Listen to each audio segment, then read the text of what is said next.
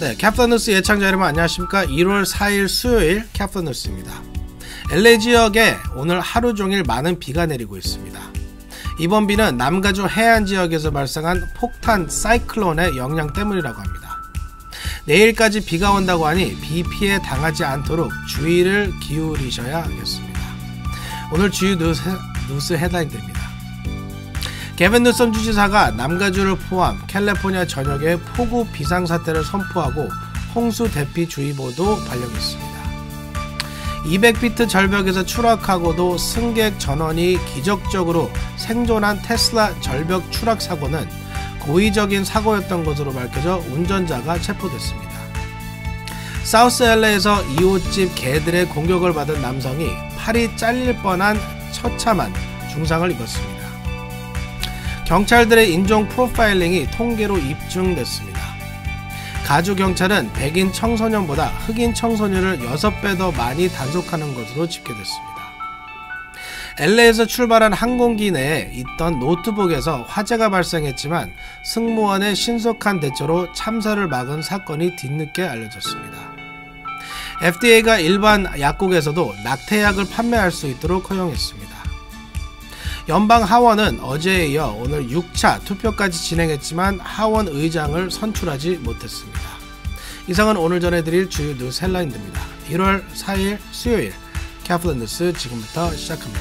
여러분, Let's go! 자신의 주택을 소유하는 것은 꿈을 이루는 것이기에 많은 캘리포니아 주민들이 코로나19 이전에는 모기지를 절대로 미납하지 않았습니다. 팬데믹은 우리 모두에게 큰 타격을 입혔습니다. 우리는 새롭게 시작할 수 있습니다. 코로나19 기간 동안 모기지를 미납했었다면 캘리포니아 모기지 구제 프로그램이 여러분의 주택을 지켜내는 데 도움이 될 수 있습니다. 미납금을 만회하도록 구제금을 대출기관에 직접 지불합니다. 수수료도 없고 되갚을 필요도 없습니다. 자격이 되는지 지금 알아보세요. camortgagerelief.org. 네, 오늘 첫 소식은 폭우 소식입니다. 남가주 전역에 폭탄 사이클론이 형성돼 많은 비가 내리고 있습니다. 게빈 뉴섬 주지사가 오늘 비상사태를 선포하고 비 피해 최소화에 총력을 기울이고 있습니다. LA는 최대 8인치까지 폭우가 내릴 것으로 보입니다. 제프리 기자가 보도합니다. 남가주 전역에 최대 8인치에 달하는 폭우가 쏟아지고 있어 큰 비 피해가 우려되고 있습니다. 이번 폭우는 대기의 강 효과에 더해 남가주 해안 지역에서 형성된 폭탄 사이클론의 영향까지 겹치면서 이례적으로 많은 비가 내리고 있습니다. 게빈 뉴섬 주지사는 오늘 남가주뿐만 아니라 캘리포니아 전역에 폭우 비상사태를 선포했으며 큰 비로 인한 홍수 대피주의보도 발령했습니다. 이번 비는 남가주 지역에 수년 만에 가장 많은 비를 퍼부을 것이라고 기상당국은 밝혔습니다. 비상사태를 선포한 캘리포니아 주정부는 산사태 위험 지역에는 이미 강제대피 명령을 내렸으며 주정부 비상운영센터는 최고 경계 상태에서 이번 폭탄 사이클론 피해를 최소화하기 위해 노력하고 있습니다. 비상사태가 선포돼 주정부는 비 피해 지역에는 신속하게 주 방위군을 동원해 대처한다는 방침입니다. 이번 폭풍은 지난 36시간 동안 남가주 해안 지역에서 빠르게 확대돼 기상학자들은 폭탄 사이클론이라고 부르고 있습니다. 기상당국은 중가주 해안 지역에는 5에서 8인치의 비가 내릴 것이며 인랜드 지역에서는 12인치까지 폭우가 쏟아질 것으로 예상하고 있습니다. 또 이번 폭풍이 통과하는 내일까지 LA 지역에는 최대 8인치의 비가 퍼부을 것으로 예상됩니다. 지금까지 카플란 뉴스 제플리였습니다. 네, 어제 보도해드렸었죠. 200피트 절벽에서 테슬라 차량이 추락했지만 승객 4명 전원이 기적적으로 생존했는데요. 이 사고가 운전자의 고의 추락이었던 것으로 밝혀져 충격을 주고 있습니다. 경찰은 테슬라 운전자를 체포했습니다. 당시 영상과 함께 피터장 기자가 보도합니다. 성인 남녀와 어린이 2명 등 4명이 탄 테슬라 차량이 지난 2일 북가주의 한 절벽에서 추락했다 기적적으로 목숨을 건진 사건이 큰 화제를 모으고 있는 가운데 이번 추락 사고의 진실이 알려져 큰 충격을 주고 있습니다. 캘리포니아 고속도로 순찰대는 추락 사고 당시 차를 운전한 남성을 아동학대와 살인미수 혐의로 체포했다고 밝혔습니다. CHP는 운전자 다메시의 파텔이 병원에서 치료를 받고 퇴원하자마자 샌마테오 카운티 교도소에 수감될 것이라고 말했습니다. CHP는 또 수사관이 밤샘 조사와 수집된 증거를 토대로 운전자가 고의적으로 추락한 믿을만한 근거를 확보했다고 밝혔습니다. 운전자 파텔은 LA 미션힐 지역의 프로비던스 홀리 크로스 메디컬 센터 방사선과에서 일하는 의사로 확인됐습니다. 병원 측은 우리 의사 중 한 명과 그의 가족이 연루된 교통사고가 발생해 깊은 슬픔을 느끼고 있지만 심각한 부상이 없어 매우 감사하다. 이 사건이 조사 중이기 때문에 더 이상 대응하지 않을 것이라는 성명을 발표했습니다. 관계자들은 파텔이 운전한 차량이 사망사고 빈발로 악명 높아 데블스 슬라이드로 불리는 절벽 아래 바위로 추락하고도 탑승자 4명 전원이 살아남은 것은 기적이라고 말했습니다. 데블스 슬라이드에서 발생한 추락 사고에서 살아남은 일은 거의 없었으며 파텔이 사고를 낸 지점에는 가드레일조차 없었습니다. 2018년엔 북가주 해안 절벽에서 입양아 6명을 태운 여성이 SUV를 몰고 고의로 추락해 모두 사망한 사건이 있었습니다. 카플라 뉴스 피터장입니다. 네, FDA가 낙태약을 일반 약국에서도 판매할 수 있도록 허용했습니다. 지난해 대법원이 낙태 합법화를 폐지해 현재는 낙태약을 구하기도 어려운 실정이라고 합니다. 제니바 기자가 보도합니다. FDA가 일반 약국에서 낙태약을 판매할 수 있도록 허용했습니다. FDA는 3회 수술이 아닌 경구 복용으로 임신을 중간에 종료시킬 수 있는 낙태약제 일반 약국 판매를 허용했습니다. 미페프리스톤의 낙태약은 2000년에 FDA 승인을 받았으나 구하기는 어려웠습니다. 의사 처방전은 물론 기본 조건이고 의사나 병원에서 직접 수령하도록 했고 2021년 12월에야 환자가 병원에 직접 가지 않고 원격 진료를 통해 약을 처방받을 수 있었습니다. FDA의 이번 조치는 병원 직접 수령이나 우편 수령의 제한을 없애 일반 약국 판매가 가능하도록 한 것입니다. 물론 의사 및 자격사건의 처방전은 아직도 필수여서 사전 피임약이나 사후 피임약 단계까지는 도달하지 못할 것입니다. 지난해 6월 연방 대법원이 낙태권을 무효화하면서 낙태약 구하기는 더욱 어려웠습니다. 이로 해서 임신 23주에서 24주까지는 헌법 권리로 보장받던 낙태가 이전처럼 그대로 허용되는 주는 23개 주 인구 비중으로 48%에 그치고 있습니다. 2017년 미국서 86만 건의 낙태가 행해졌는데 이 중 절반 이상의 낙태약을 통해 이뤄졌습니다. 약을 통한 낙태는 2성분의 약제를 이어서 복용해야 합니다. 미페프리스토넨을 복용한 뒤 24시간에서 48시간 안에 임신 조직을 밖으로 추출하는 수축 자격을 위해 미소프로모스톤을 복용합니다. 임신 진행 호르몬을 막는 낙태제 미페프리스토네의 효과 기한은 최대 13주로 알려져 있습니다. 카플라 잘 뵙겠습니다. 네, 경찰이 교통 단속이나 불시 검문 등에서 인종차별을 하는 소위 인종 프로파일링을 하고 있는 사실이 통계로 입증됐습니다. 흑인 청소년들에 대한 도로 단속이 백인에 비해 6배나 더 많은 것으로 나타났습니다. 세라피아 김 기자가 전해드립니다. 소수계 주민들에 대한 경찰의 인종 프로파일링이 사실로 확인됐습니다. 캘리포니아 인종 및 정체성 프로파일링 자문위원회는 3일 캘리포니아 경찰이 도로에서 10대 흑인 청소년들에게 대한 검문을 백인 청소년에 비해 6배나 더 많이 실시한 것으로 드러났다고 밝혔습니다.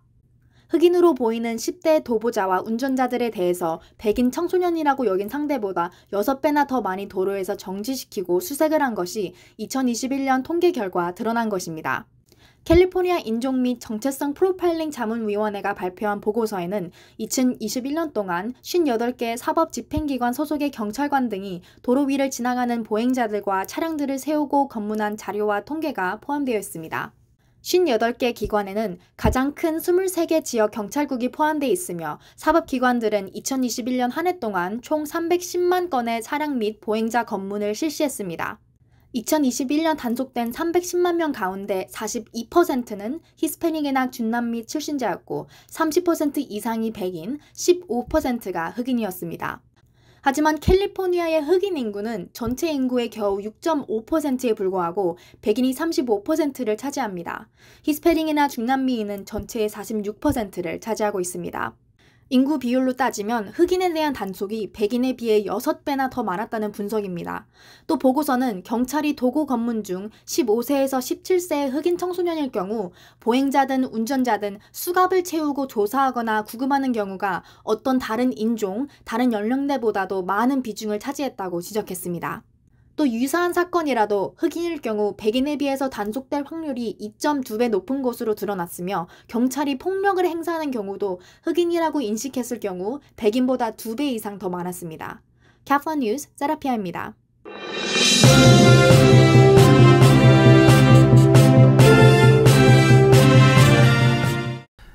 네, LA 공항을 출발한 여객기 기내에서 노트북이 발화해 큰 사고를 이어질 뻔한 일이 있었던 것으로 뒤늦게 알려졌습니다. 승무원의 신속한 대처로 큰 사고를 막을 수 있었습니다. 당시 영상과 함께 제프리 기자가 전해드립니다. LA 공항을 출발한 항공기 내에서 노트북에 불이 붙어 기내 화재로 번질 뻔한 아찔한 사고가 있었던 것으로 뒤늦게 알려졌습니다. 지난 12월 26일 LA 국제공항에서 독일 프랑크푸르트로 향하는 루프트한자 LH457편에서 화재가 발생하자 충격에 빠진 탑승객들의 우왕좌왕하는 모습을 포착한 영상이 공개됐습니다. 그 순간 한 여성 승무원이 노트북이 보관된 좌석 윗칸을 재빨리 열고 당황하는 승객들이 지켜보는 가운데 그녀는 소화기를 뿌려 불을 껐습니다. 비행기가 결국 시카고 오헤어 공항에 착륙한 후 연기를 들이마신 승무원 2명은 치료를 받았습니다. 처음에는 비행기가 비상 착륙한 것으로 보도됐지만 루프트한자 항공 대변인은 예방 차원에서 항로를 바꾼 것이라며 이미 화재는 진압된 상태였다고 밝혔습니다. 당시 사건을 담은 영상은 여행 계정인 A Fly Guy Travels의 인스타그램에 업로드됐습니다. 루프트한자 항공사 측은 LA에서 프랑크푸르트로 가는 루프트한자 LH457편이 예방 차원에서 시카고 오헤어 공항에 예정에 없던 착륙을 했다며 승객의 과열된 노트북으로 인해 작은 화재가 발생했고 그 불은 비행기가 착륙하기 전에 비행 중에 이미 꺼졌다고 전했습니다. 하지만 승무원의 신속한 대처가 없었다면 큰 화재 참사로 이어질 수도 있었던 아찔한 사고였습니다. 지금까지 카플란 뉴스 제플리였습니다. 네, LA 남성이 이웃집 개들의 공격을 받고 팔이 잘릴 뻔한 처참한 사고를 당했습니다. 조그만 대처가 늦었다면 팔이 잘리고 목숨을 잃을 수 있었던 상황이었습니다. 이 남성은 6차례의 수술을 받았고 앞으로 10차례 수술을 더 받아야 하지만 한쪽 팔 기능은 회복하지 못할 것이라고 합니다. 제니박 기자가 보도합니다. 사우스 LA에서 한 남성이 이웃집 개들의 공격을 받고 생명을 잃을 뻔한 중상을 입었습니다.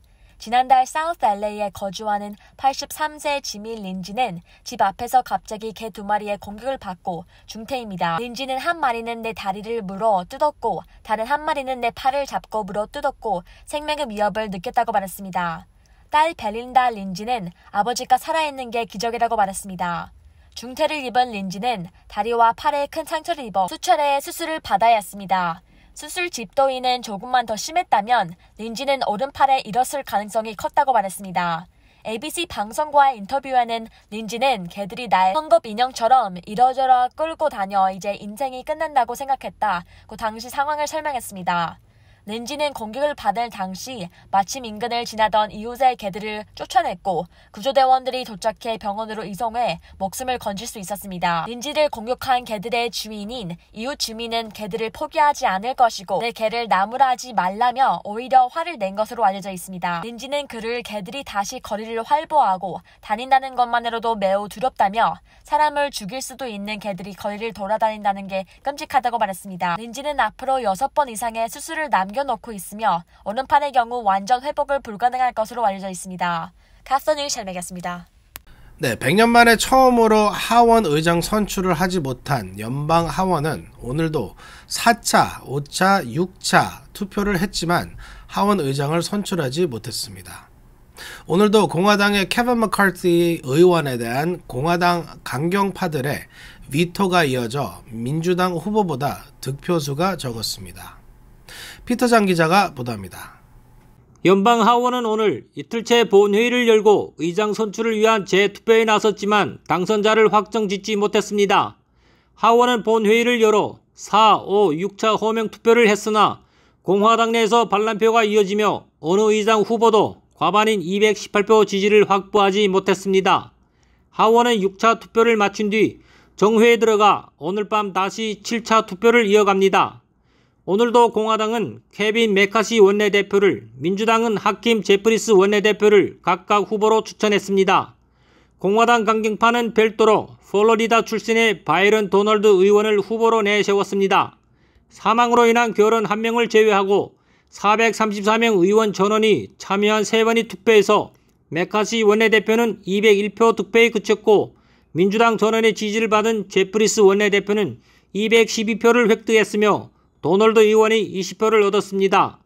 어제 메카시 원내대표에게 투표한 공화당 빅토리아 스파츠 의원은 오늘 투표 때는 메카시 원내대표에 대한 지지를 철회했습니다. 공화당 강경파는 바이든 정부에 대한 고강도 견제를 위해 의사규칙 변경 등을 요구하며 메카시 원내대표에 대한 압박을 이어가고 있습니다.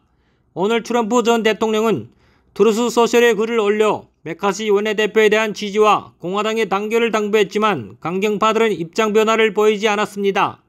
공화당 분열에 따른 공전이 장기화할 조짐을 보이면서 메카시 원내대표 측은 강경파 의원들과 물밀 협상을 통해 이들에 대한 설득을 시도 중인 것으로 전해졌습니다. 카플라 뉴스 피터장입니다.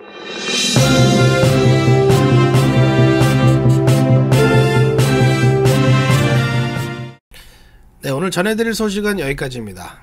비가 많이 내리고 있습니다. 산불이 발생했던 지역에는 산세태 위험이 있고 홍수가 발생할 수도 있습니다. 내일까지 비가 내리는 상황을 예의주시해야 비 피해를 줄일 수 있습니다. 1월 4일 수요일 캐프뉴스 여기서 마치겠습니다. 좋은 밤 되시기 바랍니다. 감사합니다.